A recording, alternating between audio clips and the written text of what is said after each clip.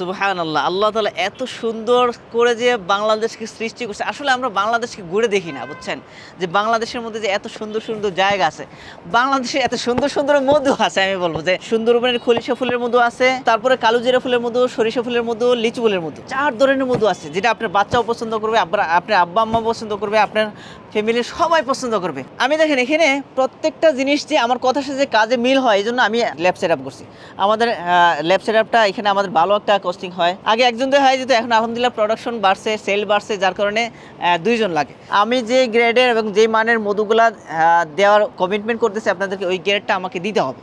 এই জন্য আমার এইগুলো করা। ভেজাল মধু অথবা নকল মধু এগুলোর তো প্রশ্নই আসে না। আলহামদুলিল্লাহ আমাদের কাছে এগুলো দেয় না, এখন মানুষ জানে আমরা টেস্ট করি, এই জন্য এগুলো দেয় না। নিম্ন গ্রেডের মধুও দেয় না, কারণ আমরা প্রায় 3-4 মাস আগে আমরা মধু রিটার্ন করে দিয়েছিলাম। কয়েকজনকে রিটার্ন করে দেওয়ার পরে বোঝা গেছে যে ওনাদেরকে লো গ্রেডের মধু দেওয়া যাবে না। এখন আলহামদুলিল্লাহ কোনো এই ধরনের কোনো মধু আসে না, তারপরেও আমরা প্রত্যেকের মধু টেস্ট করি।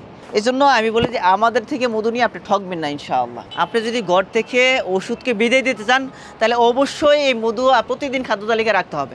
প্রতিদিন 1-2 চামচ রাখেন না। আমরা তো ডেজার্ট খাই, মিষ্টি খাই না, তো ওই মিষ্টির পরিবর্তে আমরা মধুটা খান না, 1-2 চামচ মধু খান।